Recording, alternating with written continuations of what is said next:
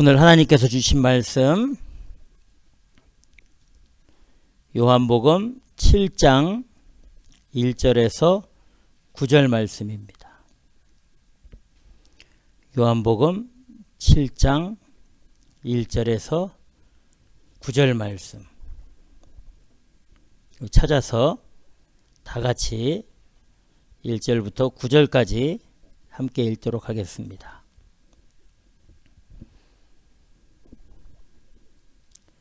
자, 1절부터 읽겠습니다. 이후에 예수께서 갈릴리에서 다니시고 유대에서 다니려 아니하심은 유대인들이 죽이려 함이로라. 유대인의 명절인 초막절이 가까운지라. 그 형제들이 예수께 이르되 당신의 행하는 일을 제자들도 보게 여기를 떠나 유대로 가소서.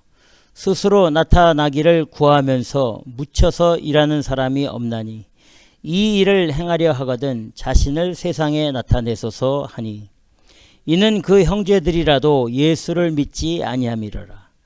예수께서 가라사대 내 때는 아직 이르지 아니하였거니와 너희 때는 늘 준비되어 있느니라. 세상이 너희를 미워하지 못하되 나를 미워하나니 이는 내가 세상의 행사를 악하다 증거함이라. 너희는 명절에 올라가라. 나는 내 때가 아직 차지 못하였으니 이 명절에 아직 올라가지 아니하노라. 이 말씀을 하시고 갈릴리에 머물러 계시니라. 아멘. 기도하겠습니다. 하나님 아버지 감사합니다. 존귀와 영광과 찬양을 받아 주시옵소서. 오늘도 하나님이 귀한 생명의 말씀 주신 것 감사하며 이 말씀 증거하는 종의 입술 마음 생각을 성령으로 주장해 주셔서 오직 주의 진리와 뜻만을 바르게 증거해 우리 모두가 우리 주님의 거룩한 길을 깨닫고 그 길을 따라 나설 수 있도록 주의 성령께서 이 시간을 주장하여 주시옵소서. 감사 존귀 영광 주께 모두 돌리며 예수님의 이름으로 기도드리옵나이다. 아멘. 오늘 말씀 내 때는 아직 이르지 아니하였거니와 라는 말씀을 함께 나눠보도록 하겠습니다. 예수님이 가시는 곳에는 수많은 사람들이 다녔습니다. 12명의 제자를 포함해서 많은 사람들이 예수님을 쫓았습니다. 예수님과 함께 하고 예수님을 바라보고 예수님의 말씀을 듣고 가르침을 배우고 예수님의 행하시는 그 모든 일들을 직접 눈으로 봤죠. 병자를 고치는 일, 수도 없는 일들, 상상할 수 없는 일들을 했습니다. 성경에 오늘 본문 위에 뭐라고 되어 있냐면 예수님을 따르는 사람들 중에 많은 사람들이 예수님의 제자였다 이렇게 말씀해 주십니다. 12제자 외에도 수많은 제자들이 있었던 거죠.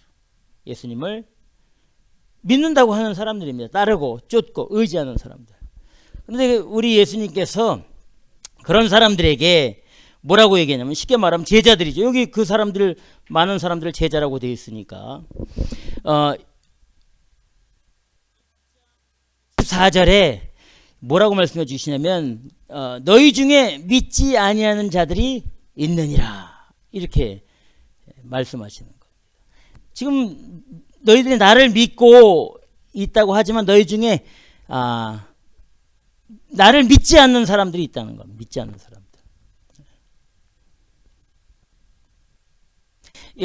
하나님 앞에 예배 드린다고 하지만 이 예배 드리는 사람들 중에 하나님께 예배 드리지 않는 사람들이 있는 거죠. 봉사하고 하나님 앞에 봉사하고 헌신한다고 하는 사람들이 있긴 하지만 그 중에 많은 사람들은 하나님 앞에 헌신하는 게 아니고 하나님 앞에 봉사하는 게 아니죠. 사람 앞에 봉사하고 사람 앞에 헌신하는. 우리가 하나님 앞에 봉사하고 헌신하는 최고의 일이 뭐냐면 전도입니다. 전도. 복음을 전하는 거. 어쨌든 예수님이 이 말씀을 하시니까 대부분의 이 사람들이 성경에 보면 12제자 외에는 다 예수님을 거의 다 떠나버렸습니다. 그리고 예수님과 다시는 다니지 않았다 이렇게 되어 있습니다. 6장 66절, 67절 이렇게 말씀합니다. 이러므로 제자 중에 많이 물러가고 다시는 그와 함께 다니지 아니하더라. 예수께서 12제자에게 이르시되, 다 떠나가고 이제 12제자만 남은 겁니다. 너희도 가려느냐? 나를 버리고 가려느냐? 이렇게 물어봅니다. 그러니까 12제자 외에도 많은 제자들이 있었던 거죠.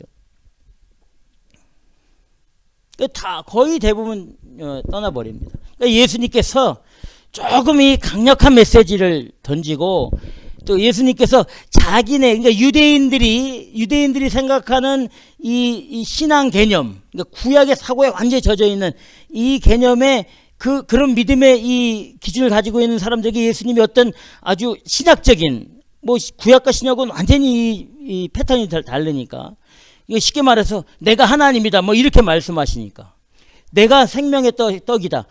구약의 하나님께서 광야에서 모세 때에 내려준 만나, 이거하고 비교가 안 되는 거다. 그거 먹은 조상들은 다 죽었잖아. 네, 나를 먹으면, 그러니까 나를 믿으면 영원히 죽지 않는다. 이렇게 나는 하나님을 직접 봤다. 그리고 나는 하나님과 함께 있다가 이 땅에 온 메시아 그리스도다.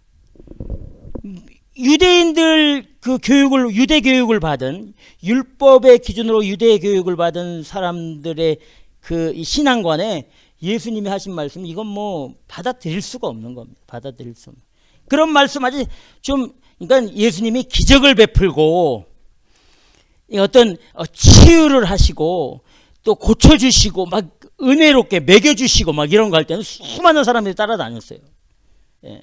오병이어의 기적을 할 때 엄청난 7병이어의 기적을 할 때, 사람들을 고치고 병자를 회복시킬 때 이 사방에서 다 몰려왔다고 되어 있습니다. 그런데 이제 예수님이 좀 날카롭게 아주 직선적으로 이렇게 하면은 또 다 도망가는 거죠. 다 떠나가 버리는. 오늘 본문에 보니까 그런 대부분의 이 유대인들이 이제 예수님을 이제 죽이려고 하는 거예요. 죽이려고. 말이 안 되니까. 이 7장 1절에 보니까, 여러분 7장 1절 다 같이 읽어보겠습니다. 시작.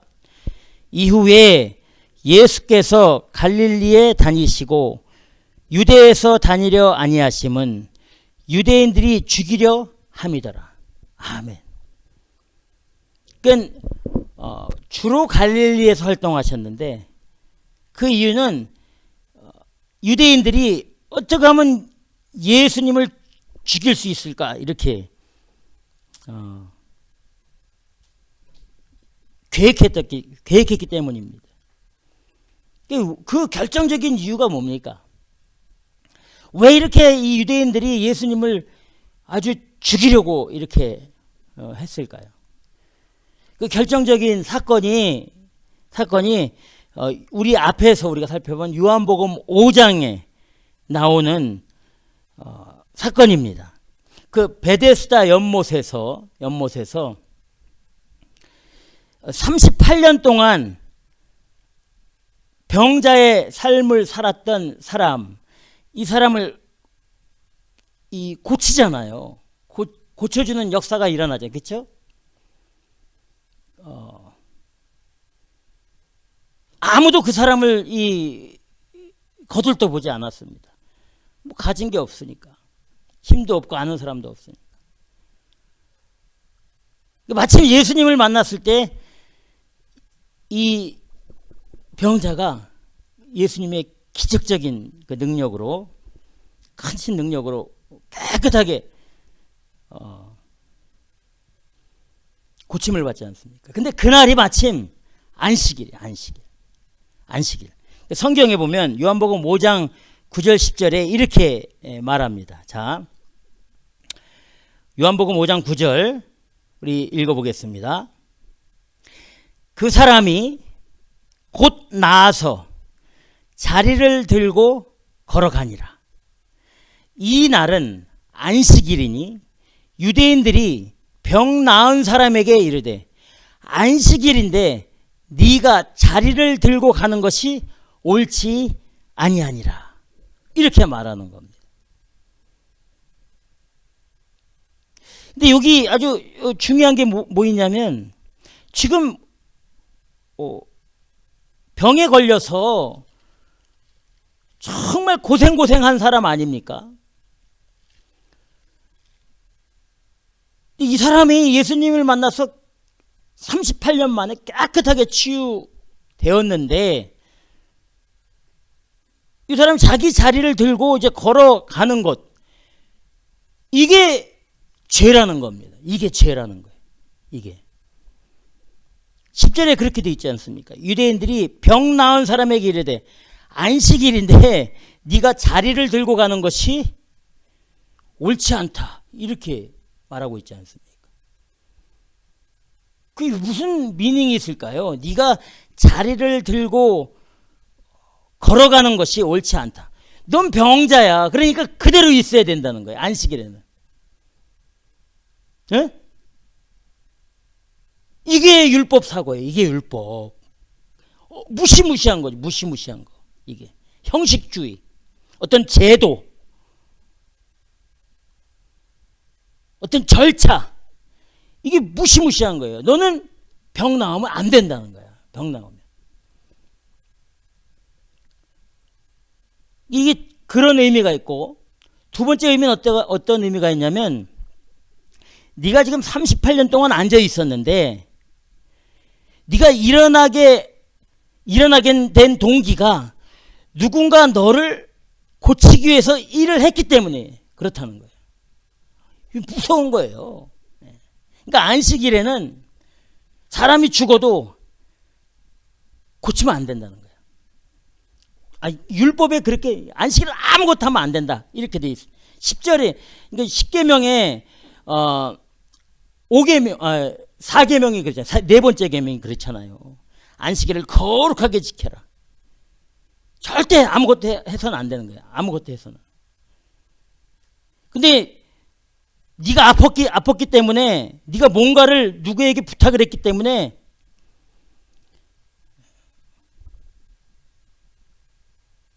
예수가 너를 고쳐서 일하게 했다, 이거. 일하게 했다.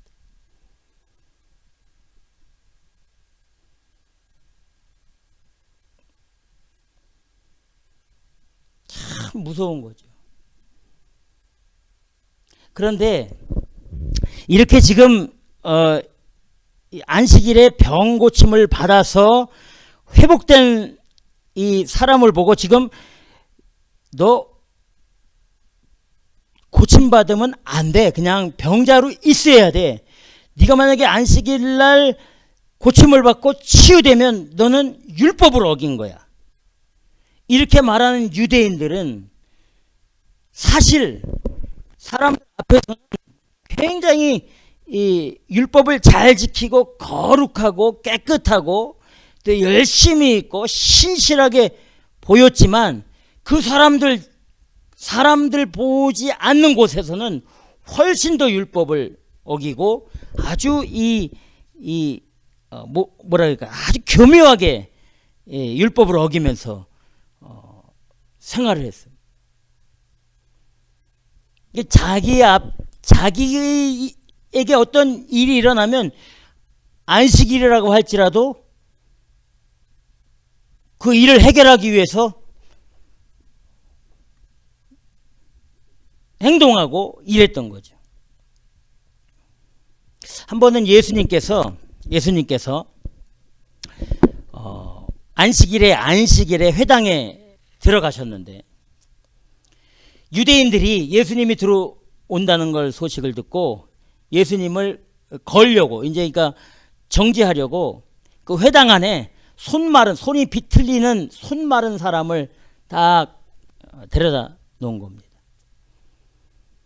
그래서 우리 예수님이 들어오실 때 유대인들이 이제 예수님에게 이렇게 질문합니다. 안식일에 저렇게 병에 걸려서 있는 사람 고치는 것이 옳습니까? 이렇게 질문을 하는 겁니다. 이렇게 질문하는 건 예수님을 걸기 위해서 그러는 거예요. 걸기 위해서. 그러니까 우리 예수님이 뭐라고 말씀해 주시냐면 그것이 옳다 그러다 말하지 않고, 이게 참 뭐 예수님은 신이시니까, 하나님이시니까 뭐 우리하고 뭐 비교가 안 되죠. 대답하시는 게. 예수님은 예수님의 말씀 진리만 말씀해 주십니다. 뭐 거기에 막 사람들하고 같이 막 뭐라고 이렇게 논쟁하지 않습니다. 딱. 근데 뭐 예수님이 말씀하신 한 말씀이나 어떤 비유의 한 그 비유는 뭐 탁월하니까, 이렇게 유대인들이 이제 예수님을 시험하려고 이렇게 안식일에 병 고치는 것이 옳습니까? 예수님 뭐라고 말씀해 주시냐면 너희 중에 어떤 사람이 양 한 마리가 있는데 안식일에 그 양이 구덩이에 빠졌다면 그 양을 붙잡아서 끄집어내지 않겠느냐, 이렇게 말씀해요.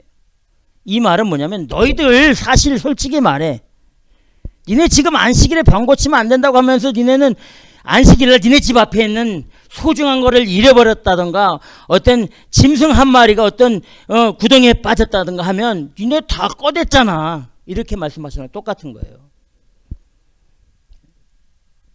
그러면서 12절에 사람이 양보다 얼마나 더 귀하냐, 그러므로 안식일에 선을 행하는 것이 옳으니라 그러시고 그 손마른 사람을 깨끗하게 고쳐주십니다.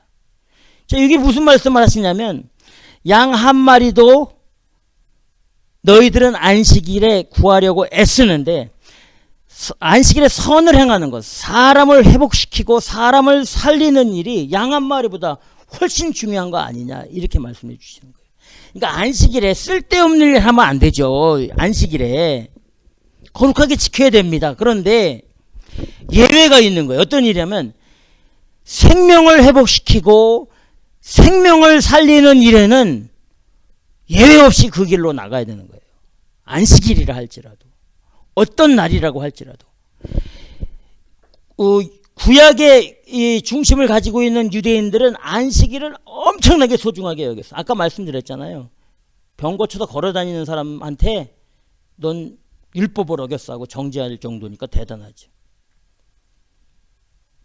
그런데 그런 사고를 가지고 있는 유대인들에게 생명을 살리는 일, 회복시키는 일, 치유시키는 일, 영육으로 치유시키는 일, 이 선한 일을 행하는 것은 당연한 거다. 그게 먼저 돼야 된다, 이렇게 말씀해 주십니다. 이 말씀은 사람을 살리는 일에는 가장 우선, 여러분 이게 예수님이 이 땅 가운데 오신 목적 아니에요? 우리 인생을 살리기 위해서. 우리가 건강하게 육체의 옷을 입고 뭐 100년 200년 살게 해주시는 게 아니라 우리의 영을 회복시키고 우리의 이 마음과 우리의 이 죄를 모두 치유시키고 거룩하게 만들어 주시기 위해서 이 땅 가운데 오셨잖아요. 우리를 살리기 위해서 오셨잖아요. 다 포기하시고 우리같이 이 죄인의 모습으로 오신 거예요. 가장 낮고 낮은 이 죄인의 육신의 옷을 입고 오셔가지고 우리와 똑같은 이 육신의 삶을 사시면서 세상의 모든 죄를, 나의 죄, 여러분들의 모든 죄와 허물을 다 십자가에 소멸하시기 위해서 이 땅 가운데 오시지 않았습니까? 그게 우리 사람을 살리기 위해서 오신 거예요. 우리 인생들을 살리기 위해서 오신 거예요. 그러니까 우리의 이 땅에서의 삶의 이 중심도 영혼을 살리는 일에 최우선이 돼야 돼요. 영혼을 살리는 일.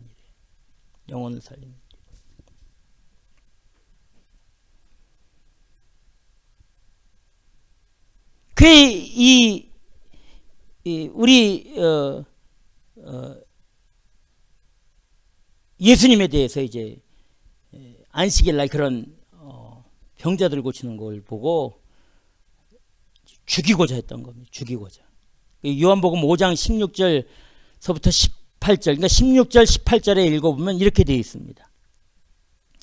그러므로 안식일에 이러한 일을 행한다 하여 유대인들이 예수를 핍박하게 된지라. 그러니까 베데스다에서 38년 동안 걷지 못하고 있는 그 사람을 고치는 일, 그런 일을 행한다 하는 것을 보고 유대인들이 예수를 핍박하게 된지라. 18절에 보니까, 요한복음 5장 18절에 보니까 유대인들이 이를 인하여 더욱 예수를 죽이고자 하니. 자, 뭐 때문에? 안식일만 범할 뿐 아니라 하나님을 자기의 친아버지라 하여 자기를 하나님과 동등으로 삼으심이로라.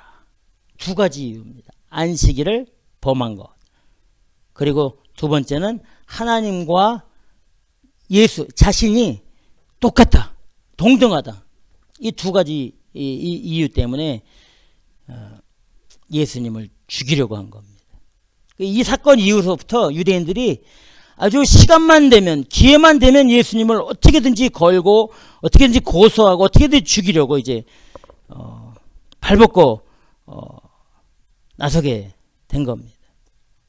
그러던 중에 오늘같이 이제 죽이려고 해갖고 이제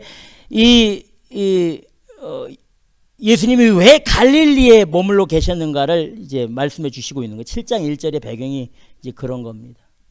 그런데 이제 그때가 어느 때냐면 유대인들의 최고의 명절 중에 하나인 초막절이에요. 초막절.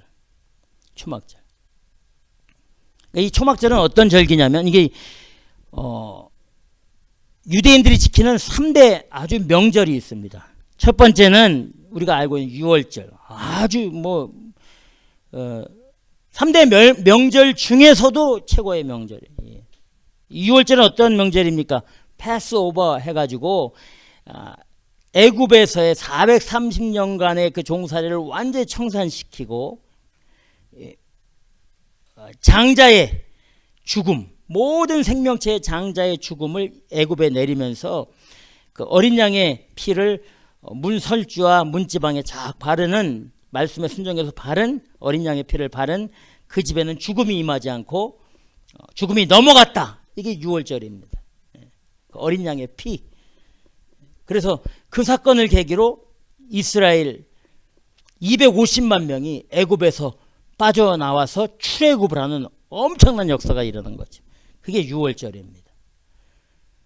죽음이 넘어가는 대단한 역사죠. 예. 성경의 최고의 그 하나님의 은혜의 역사라고 봐도 과언이 아닙니다. 유월절. 두 번째 명절이 어떤 거냐면 오순절입니다.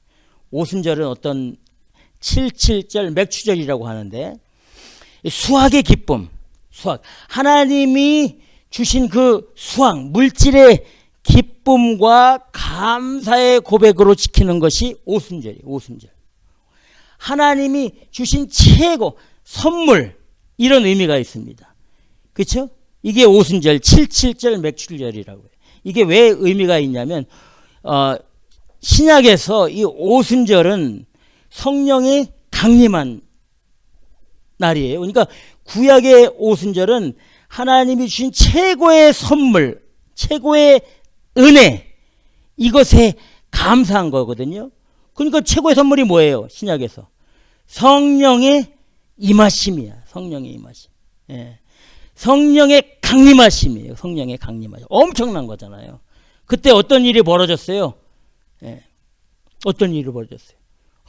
베드로와 제자들이 담대하게 예수님을 버리고 도망 다녔던 이 제자들이 성령의 강림하심과 체험을 딱 받고 목숨을 두려워하지 않고 부끄러워하지 않고 아주 담대하게 예수 복음을 증거하잖아요. 그렇죠? 사도행전 2장 3장에 쭉 나오면 공회에 잡혀 들어가서 매를 맞고 모욕을 당해도 할 말 다 하는 거예요. 할 말 다. 다시는 그런 말 하면 안 된다고 베드로와 요한에게 막 갖다 두들겨 패고 협박을 한 다음에 내보낼 때에 베드로와 요한이 거기서 주눅 들고 소망한 게 아니라 다시 나가서 그냥 예수 십자가 복음 날마다 매일같이 변함없이, 이게 성령 강림이에요. 최고의 선물은 성령을 보내주신 거라면, 성령을 보내주신 거. 이것이 의미가 오순절이에요. 그리고 오늘 본문의 초막절, 이 초막절은 무엇이냐면 우리 하나님께서 광야 40년 동안 어떤 삶을 살았습니까? 이스라엘 백성들이 천막 인생을 살았단 말이에요. 천막 인생. 예. 그 하나님의 장막 있잖아요. 예, 장막, 성소와 지성소가 있는 이 장막. 이 하나님의 이 장막이, 회막이 어떻게 이루어졌습니까? 어디 고정된 게 아니잖아요. 텐트란 말이에요. 텐트, 장막을 치고 하나님이 거하시는 법궤가 있는 것도 텐트란 말이야. 그래서 하나님이 떠나라 할 때에 구름이 움직이면 그거 다 정리해가지고 하나님이 인도하시는 대로 가고, 구름이 멈추면은 거기에 다시 장막을 치고 텐트를 쳤단 말이에요. 그 성소와 지성소 그 회막을 중심으로 12지파가 쫙 일사불란하게 텐트를 치고 쫙 살았던 40년간 그렇게 사는 거예요. 40년간. 그럼 텐트 생활이 여러분 쉽습니까? 어렵습니까? 우리 나가서 캠핑이라는 거야. 캠핑이라는 거. 우리 갈 때 캠핑할 때 온갖 다 준비해 가잖아요. 물서부터 해가지고 뭐 음식서부터 해가지고 옷 별거 다 준비해 가요. 그래 안 그래요? 다 준비해. 부족한 게 없죠. 부족하면 또 가서 그로서리 가서 사오고, 또 잠깐 가서 차 타고 가서 사와요. 다. 그리고 그 캠핑을 하잖아요. 그 텐트 생활이니까 모든 게 다 준비돼 있어. 전기 같은 것도 없으면 배럴이라도 해가지고 다 준비해. 뭐 없는 거 없이. 뭐 거기다가 캠핑 가면 음식도 더 스페셜한 걸로 먹잖아요. 그래 안 그래요? 그 편합니까? 얼마나 불편한데요. 우리는 거기서 하루 이틀만 해도 빨리 가고 싶어. 이제 이게 음식이 떨어지고 하면 불안해. 막 지저분하고 막 그러니까 귀찮아. 막 비도 막 오고 막 바람도 불고 막 그러면 더 빨리 내려가고 싶어. 그래 안 그래요? 우리 하루 이틀만 해도. 그런데 이스라엘 백성들은 그 장막 생활, 텐트 생활을 40년 동안 했다니까. 40년 동안. 그것도 어디서? 우리처럼 좋은 캠핑장이 아니라 사막을 다니면서 40년 동안 사는 거예요. 텐트를 쳤다가 걷었다가 또 쳤다가 걷었다가. 여러분, 그게 말이 쉽지. 그 텐트 생활, 이스라엘 백성들이 광야에서 그 하나님의 법궤가 머무는 그 성소와 지성소를 중심으로 한 그 회막, 장막을 치는 것만 해도 시간이 보통 걸리는 게 아니에요. 규격과 절차와 그게 다 있어요. 그래 안 그래요? 이스라엘 백성들은 그걸 다 감당한 거야. 대단한 거예요, 여러분. 불평도 하고 원망도 했지만 그래도 40년 동안 하나님이 이 텐트 생활로 이스라엘 백성들을, 우리는 캠핑 2, 3일만 해도 막 힘들다고 막 그냥 불편하다고 얼마나. 그러니까 이스라엘 백성들이 가끔 가다가 하나님 앞에 물 없다고 컴플레인 하잖아요. 고기 없다고 컴플레인 하잖아요. 우리는 2, 3일만 돼도 컴플레인 하는 거 비교가 안 되는 거야, 사실은. 그래 안 그래요? 예. 그걸 비교하면 이스라엘 백성들은 우리 지금 현재 이 크리스찬들에게 하나님 때문에 저기 산에 가서 텐트 생활 한 1개월만 해라. 그러면 다.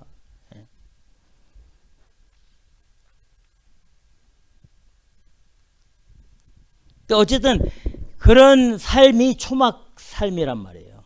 텐트를 지고 40년간. 초막절이 그것을 기념하는 거예요. 어떤 걸 기념하냐? 40년간 그 이스라엘 백성들, 하나님의 선택된 백성들을 광야에서 인도하실 때에 텐트 생활을 했지만 한 사람도 배고파서 굶어 죽은 사람 없고, 한 사람도 얼어 죽은 사람 없고, 한 사람도 더위를 타서 죽은 사람이 없단 말이에요.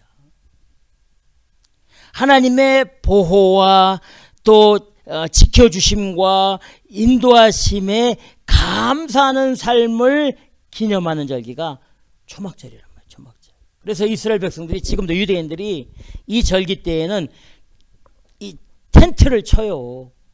기념하면서 나무가지 꺾어다가 텐트, 지금 우리가 하는 거 텐트 그렇게 안 하고 진짜 시골에서 나무가지 꺾어 이렇게 막 어스름하게 해갖고 거기서 진짜 일주일씩 3일씩 거기서 이제 들어가 살지는 않지만 그걸 들어가서 보기도 하고 거기서 기도도 하고 그래. 지금도 그걸 세워놓고.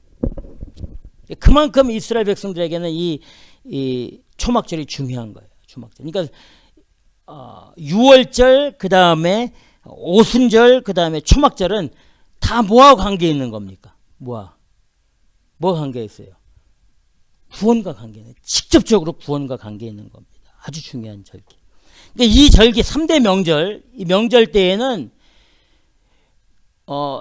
예루살렘 성전을 중심으로 해서 유대 지역뿐만이 아니라 사마리아 그리고 그 근방에 있는 흩어져 살고 있는 거의 대부분의 유대인들이 이 명절을 지키려고 다 예루살렘으로 올라간단 말이에요.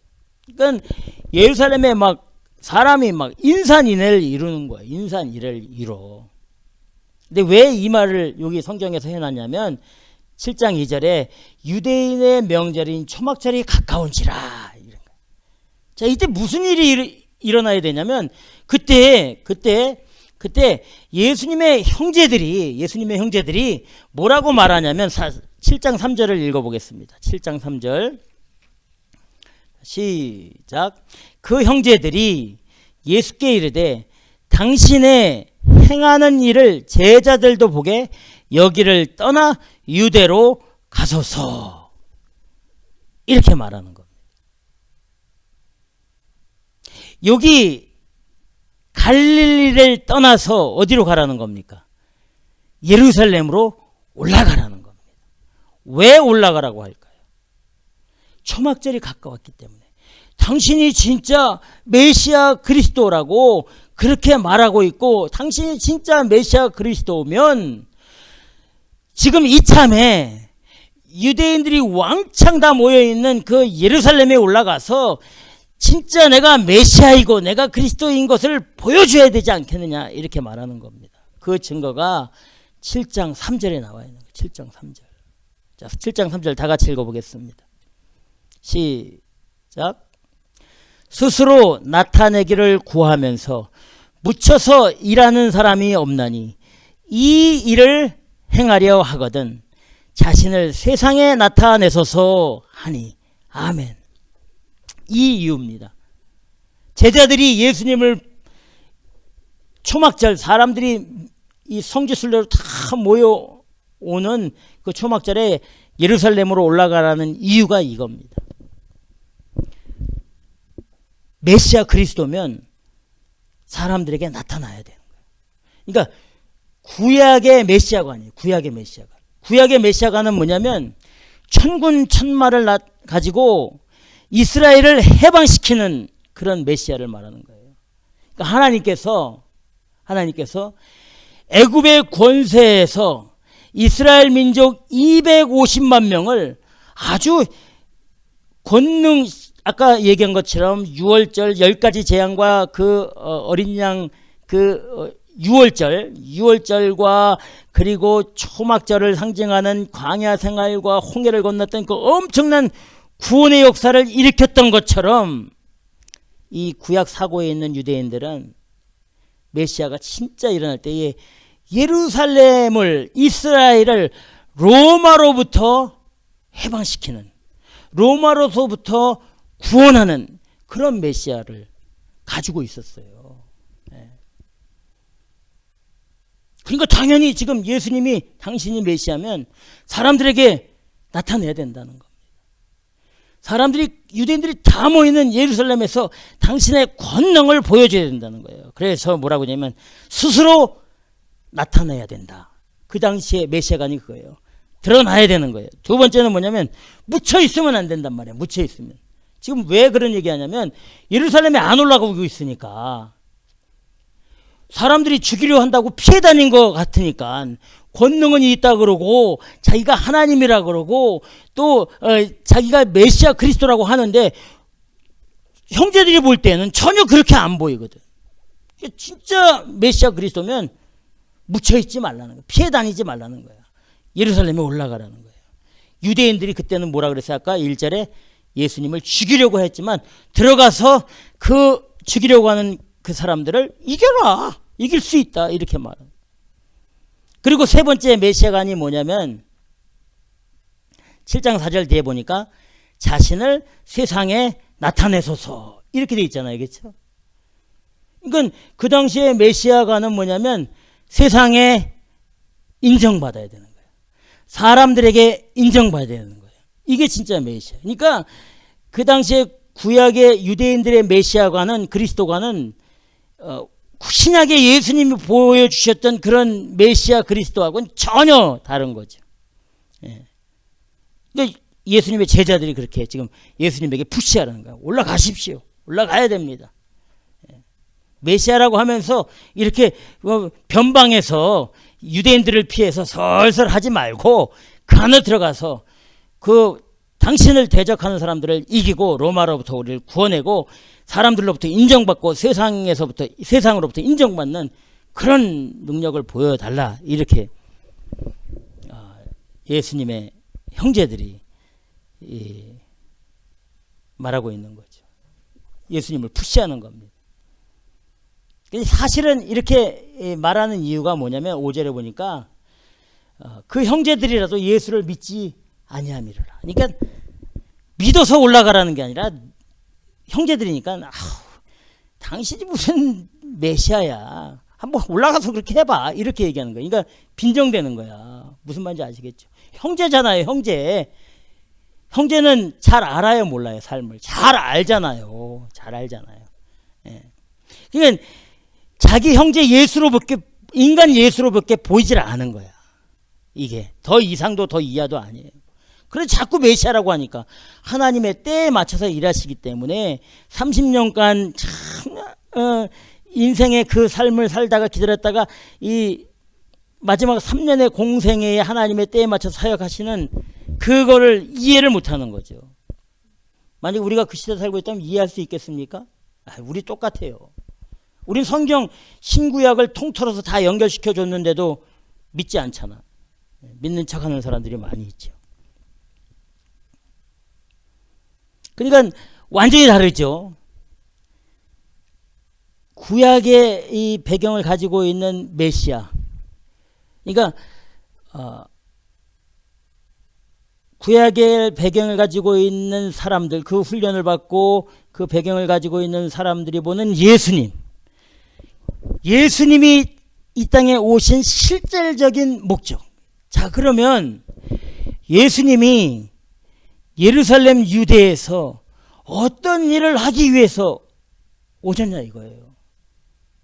사람들에게 인정받고 세상에서 인정받고 또 로마의 권세로부터 멋지게 아주 그냥 구원해내고 이렇게 하셨냐 이거예요. 아니잖아요.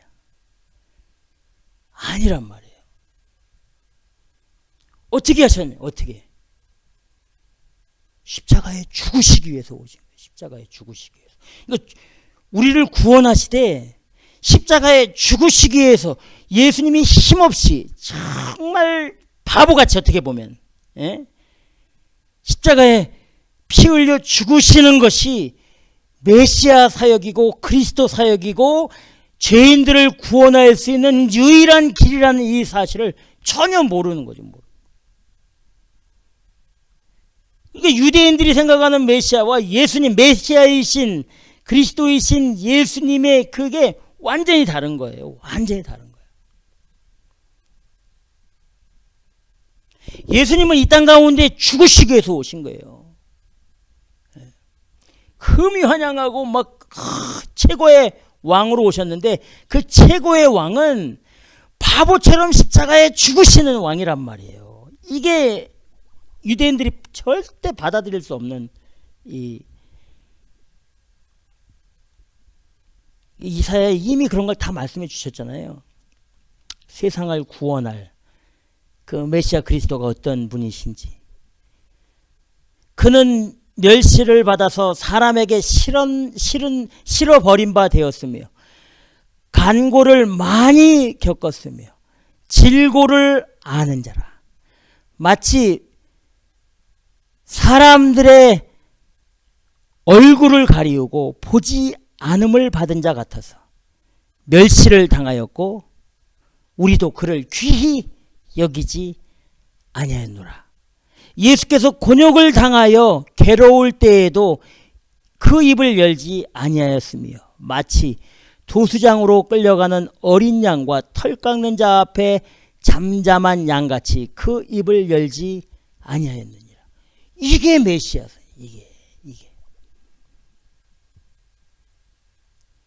이게 예수님이 이 땅 가운데 오신, 구약을 완전하게 성취하려고 오신 예수님 그리스도의 모습, 하나님의 모습이란 말이에요. 그런데 우린 그렇게 생각하지 않아요. 예수를 믿음으로 내 인생에 어떤 세상적인 변화가 일어나고 인간적인 어떤 센세이션이 일어나고 하나님의 물질의 축복이 일어나고 어떤 명예의 축복이 일어나고 건강의 축복이 일어나고 내 인생에 어떤 엄청난 이 세상적인 변화가 일어나는 것. 이게 믿음 생활의 중심일 때가 많이 있죠. 예수님은 십자가에 죽으시기 위해서 오신 거예요. 죽으시기 위해서. 예수님의 그 십자가의 보혈로, 십자가의 그 죽으심으로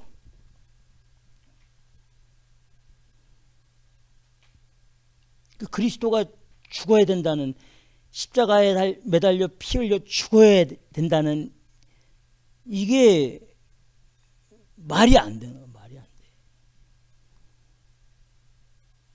그러니까 예수님이 권능을 행하고 어떤 큰 기적을 행할 때는 와 하고 사람들이 다 예수님을 따라다녔는데, 그렇지 않을 때에는 이거 아닌가 보다 하고 다 도망간 거예요. 내가 신앙생활하고 내가 믿음 생활할 때 내 인생에 이 평화가 오고 또 좋은 일이 일어나면 와 하고 그냥 예수님 뭐 믿음 생활 열심히 하고 교회 열심히 하지만, 그렇지 않으면 다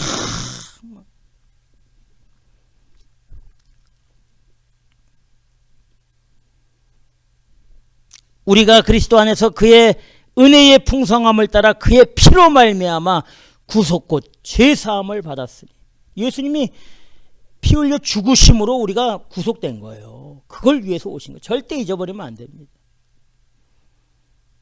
이러므로 예수도 자기 피로써 백성을 거룩해 하려고 성문 밖에서 고난을 받으셨느니라. 예수님이 이 땅 가운데 메시아를 오신 것은 고난받기 위해서, 예수님의 피 흘리심으로 우리를 거룩하게 만들기 위해서. 너희가 알거니와 너희 조상의 유전한 망령된 행실에서 구속된 것은 은이나 금같이 없어질 것으로 하는 것이 아니요 오직 흠없고 점없는 어린 양 같은 그리스도의 보배로운 피로 하는 것이니라. 아멘. 전혀 알 수 없는 거죠. 예수님의 형제들이 보여달라는 겁니다. 사람들에게 인정받으라는 겁니다. 당신이 내 형제, 육체의 형제지 무슨 메시아냐, 이렇게 믿지 않았기 때문에 그렇게 막 예수님에게 이제 푸시하고 올라가라고 하시는 거예요. 자, 이렇게 형제들이 그렇게 말했을 때 우리 예수님이 뭐라고 말씀해 주셨을까요? 요한복음 7장 6절, 오늘 본문 7장 6절 그리고 7장 8절 우리 다 같이 읽겠습니다. 시작. 예수께서 가라사대 내 때는 아직 이르지 아니하였거니와 너희 때는 준비되어 있느니라. 8절. 너희는 명절에 올라가라. 나는 내 때가 아직 차지 못하였으니 이 명절에 아직 올라가지 아니하노라. 아멘. 여기 때가 나오잖아요. 때가 두 때가 나와요. 어떤 때입니까? 내 때와 너희 때 이렇게 돼 있잖아요. 그렇죠? 나의 시간과 너희들의 시간이 같다는 거예요? 틀리다는 거예요? 절대 틀리다는 겁니다. 예수님의 시간과 우리들의 시간은 전혀 다릅니다, 여러분. 근데 우리는 착각하는 경우가 많아요. 내 시간의 때가 예수님의 때라고 생각할 때가 많아요. 그러니까 이게 안 맞는 거예요. 여러분 절대 틀립니다. 똑같을 수가 없는 거예요. 예수님의 때는 어떤 때입니까? 하나님의 신의 개념의 때예요. 우리의 때는 어떤 거예요? 우리의 때에는 육체의 때, 육체의 시간. 예수님의 때는 어디에 맞춰 있습니까? 구원에 맞춰 있는 거예요. 십자가에 맞춰져 있는 거예요. 십자가에, 좀 더 구체적으로는 십자가에 피 흘려 죽으심에 맞춰 있는 거예요. 그렇죠? 우리의 때는 어디에 맞춰 있습니까? 십자가의 죽음에 맞춰 있어요? No. 우리 개인의 삶의 기준으로 맞춰 있단 말이에요. 예수님의 때, 하나님의 때는 오직 구원에 맞춰져 있는 거예요. 구원에. 우리의 때는 우리의 육체의 소욕으로 정해진 때를 타는 거예요. 쉽게 말하면 우리의 때가 어디 있습니까? 생일, 오늘 마더스데이죠. 마더스데이. 이거 우리가 맞춰진 때예요. 예? 난리지기잖아요. 막 마더스데이라고 막 나쁘다는 게 아니라 그게 너무 또 초점이 되면 안 된단 말이에요. 그게 또 뭐 있어요? 뭐 졸업식 날, 뭐 있어요? 다 그런 게 때예요. 뭐 결혼식 날, 그렇죠? 이게 때예요. 때. 우리가 십자가에 죽는다 이렇게 때 맞춘 사람은 없어요. 있어요, 없어요? 없어요. 예수님의 때는 십자가에 죽으시는데. 자, 그런 뜻으로 하면 하나님의 때는 누구를 위하는 겁니까? 하나님을 위해서 되지만 우리 인생을 위해서 하나님의 때가 준비되어 있는 거예요. 우리의 때는 하나님을 위한 겁니까? No. 누구를 위해서? 나를 위해서 있는 거예요. 이게 완전히 틀려요. 좀 더 구체적으로 말하면 그거를 하나님의 때를 카이로스라고 해요. 카이로스. 여기서 말하는 내 때가 바로 카이로스예요. 여기서 한 번 사용돼서 한 번. 카이로스.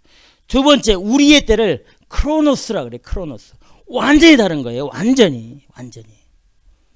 아까 말씀드렸듯이 착각하면 안 됩니다. 여러분. 우리의 시간에 하나님의 시간을 맞추면 안 돼요.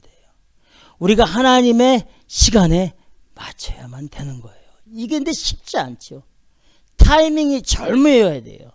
근데 이 타이밍 절묘하게도 우연이 없어. 우연이라는 건 없어. 어떻게 해야 돼요? 믿음으로 말미암아 맞출 수 있는 거예요. 무엇을 믿음으로? 하나님의 말씀으로 이미 그 타이밍들을 다 우리에게 주신 거예요. 그럼 우리는 우리 일상의 삶에서 그 하나님이 말씀해 놓으신 하나님의 카이로스, 하나님의 시간, 신의 시간에 우리가 맞출 수 있는 거죠. 깨어 있으면 맞출 수 있는 겁니다. 그런데 우리는 안 그래요. 줄기차게 내 때를, 줄기차게 크로노스, 내 개인의 때를 지키고 나아가는 거예요. 그러니까 쭉 벌어지는 거죠. 하나님의 때와 내 때가 맞지 않은 겁니다. 맞지 않는 거예요. 하나님의 계획에 맞춰서 사는. 그런데 이 하나님의 시간 개념, 또 하나님의 때는 그러면 아주 시적인 어떤 그런 것만 있느냐? 그렇지 않단 말이에요. 그렇지 않아요. 그렇지 않아. 우리 일상의 삶 있잖아요. 우리의 일상의 삶도 하나님의 때에 맞춰진 거예요. 그러니까 우리 한 사람 한 사람의 크로노스, 내 개인의 때이지만 그것을 하나님의 시간에 맞춰, 아니, 그게 아니고 하나님이 이미 우리 인생의 시간을 다 조율해 놓으셨단 말이에요. 이게 아주 힘들지요. 그걸 정확하게 말씀해 놓은 본문이 전도서입니다. 전도서 3장을 읽어보면 아주 평범한 우리의 삶을 말하고 있어요. 아주 우리의 삶을. 그런데 그 아주 우리의 평범한 삶이 하나님의 카이로스의 시간이 탁탁 적용됐단 말이에요. 자, 한번 읽어봅시다. 전도서 3장 찾아서 읽어보겠습니다. 이게 왜 중요하냐면요, 우리가 하나님의 때를 이해할 때에 어떤 이 형이상학적인 어떤 영적인 그런 것도 있지만 그렇지 않고 우리 삶에서 하나님의 때를 만나고 찾을 수 있단 말이에요. 자, 전도서 3장 1절부터 차례대로 한번 쭉 읽어보도록 하겠습니다. 자, 1절부터 다 같이 읽겠습니다. 시작. 천하의 범사가 기한이 있고 그 목적이 이룰 때가 있나니 날 때가 있고 죽을 때가 있으며 심을 때가 있고 심은 것을 뽑을 때가 있으며 죽일 때가 있고 치료시킬 때가 있으며 헐 때가 있고 세울 때가 있으며 울 때가 있고 웃을 때가 있으며 슬퍼할 때가 있고 춤출 때가 있으며 돌을 던져버릴 때가 있고 돌을 거둘 때가 있으며 안을 때가 있고 않는 일을 멀리할 때가 있으며 찾을 때가 있고 잃을 때가 있으며 지킬 때가 있고 버릴 때가 있으며 찢을 때가 있고 꿰맬 때가 있으며 잠잠할 때가 있고 말할 때가 있으며 사랑할 때가 있고 미워할 때가 있으며 전쟁할 때가 있고 평화할 때가 있느니라. 일하는 자가 그 수고로 말미암아 무슨 이익이 있으랴. 하나님이 인생들에게 노고를 주사 애쓰게 하신 것을 내가 보았노라. 11절 하나님이 모든 것을 지으시되 때를 따라 아름답게 하셨고 또 사람에게 영혼을 사랑하는 마음을 주셨느니라. 그러나 하나님의 하시는 일의 시종을 사람으로 측정할 수 없게 하셨도다. 아멘, 아멘. 이게 하나님이 우리에게 주신 때입니다. 근데 이거 굉장히 중요한 게 뭐냐면 여러분 보세요. 뭔가를 죽일 때가 있는데 또 살릴 때가 있단 말이에요. 자, 그런데 그러니까 하나님의 섭리 가운데 죽일 때는 죽여야 되는 거예요. 그게 하나님의 타이밍이란 말이에요. 그래요? 또 살릴 때가 있어요. 그 살릴 때에 살려야 된단 말이에요. 이게 하나님의 타이밍이야. 아까 말한 것처럼 카이로스의 시간이란 말이에요. 우리 인생 가운데 하나님이 적용해 놓은 거야. 그런데 우리가 잘못하면 거꾸로 할 때가 있어. 죽여야 될 때 살린단 말이에요. 살려야 되는 때에 죽인단 말이야. 그렇죠? 이게 이 개념은 뭐냐면 우리가 철저하게 시간 개념을 가질 때에 하나님의 편에서 시간을 이해하고 시간을 사용해야 된단 말이에요. 그런데 하나님 편에서 사용하지 않고 내 환경과 내 조건에 따라서 내 중심으로 시간을 사용하고 환경을 견디고 나아가면 하나님과 반대되는 일이 일어난단 말이에요. 이렇게 생각해 보세요. 울어야 될 때에 만약에 웃는다면 어떻게 되겠어요? 웃어야 될 때 또 울면 어떻게 되겠냐고요. 찢어야 되는데 오히려 꿰매면 어떻게 되고, 하나님이 꿰매려고 하는데 우리가 찢으면 어떻게 되냐고요. 그런데 이런 일들을 지금 이 전도서 3장 1절서부터 11절까지 일어난 일들이 우리 일상에서 늘 일어나는 일이잖아요. 늘 일어나잖아요. 그래요, 안 그래요? 평범하게 일어나는 일이잖아요. 그런데 이 평범하게 일어나는 일, 이 일상의 가운데에도 하나님의 시간이 적용되고 있는데, 그렇죠? 우리가 그 하나님의 시간 카이로스에 적용되는 것을 이해하지 못하고 그걸 깨닫지 못하고 크로노스, 내 개인적인 생각과 경험과 판단으로 그 시간들을 사용하면 하나님과 정반대의 시간으로 나간다는 거예요. 이거 꼭 기억하시기 바랍니다. 그러니까 우리 하나님께서는 우리 한 사람 한 사람에게 이미 하나님의 시적인 시간과 때를 다 해놓은 거예요. 다. 그걸 예비하심이라고 하고 어떻게 예정하심이라고 얘기하는 거예요.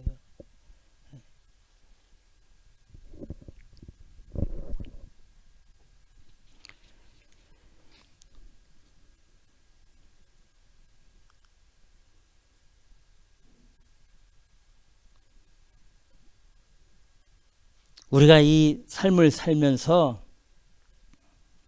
바로 예수님의 때, 하나님의 시간을 반드시 우리가 이해하고 그것을 따라서 살아야 된단 말이에요. 그 하나님의 때와 시간과 계획을 성경을 통해서 다 우리에게 말씀해 놓으신 겁니다. 그래서 성경이 중요한 거예요. 이 성경이라는 게 없으면, 하나님 말씀이 없으면 우리는 방향을 잃게 되는 거예요. 방향을. 어떻게 해야 될지를 몰라요. 자기 소견에 옳은 대로 행한단 말이에요. 내 뜻대로 행한단 말이에요. 환경에 의해서 결정하게 된단 말이에요. 어떤 조건에 의해서 판단하게 된단 말이에요.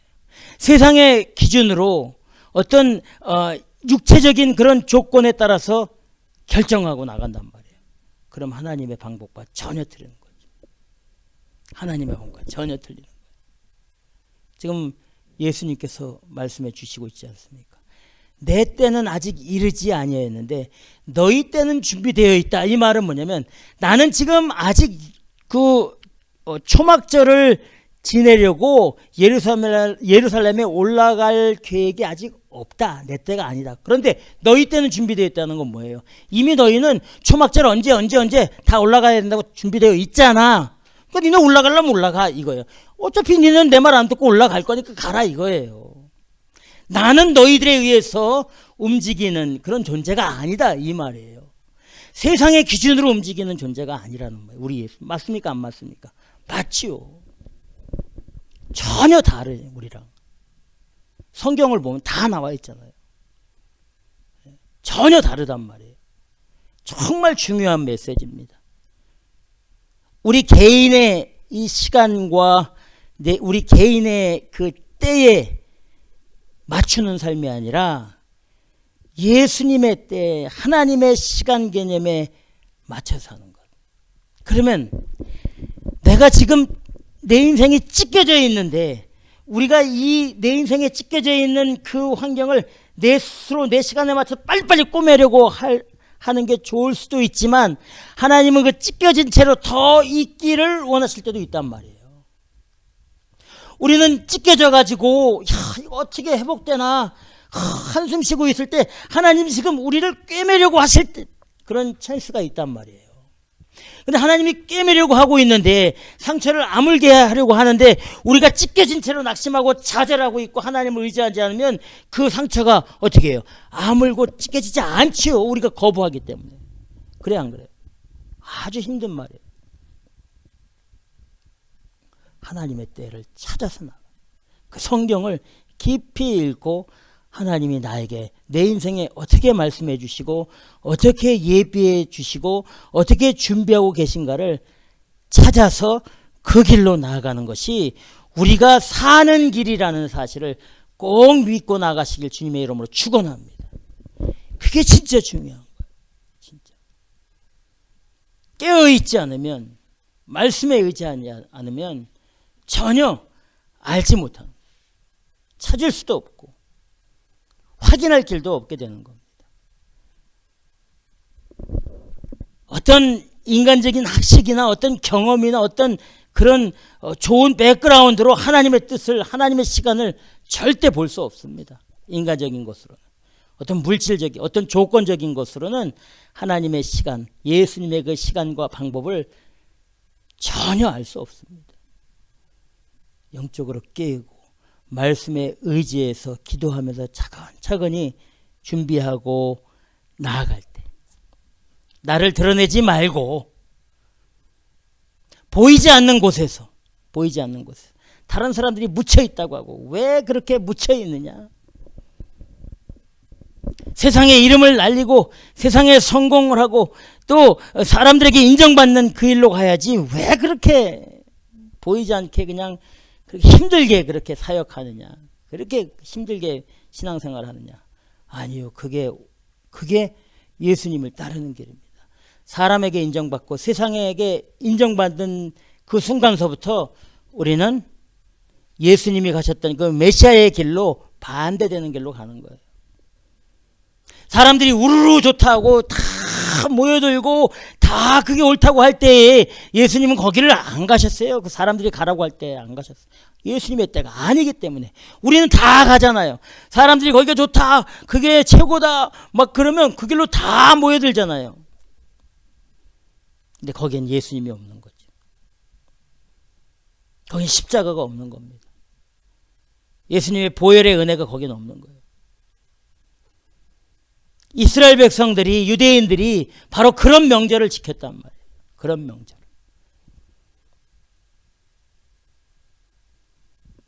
우리 꼭 기억하시고 깨어서 주님의 때를 찾아서 주님의 때를 지키고 주님의 때를 따라서 믿음으로 나아가 우리 주 예수 그리스도의 그 크신 구원의 감격의 때를 함께 누리며 나가시길 주님의 이름으로 축원합니다. 기도하겠습니다.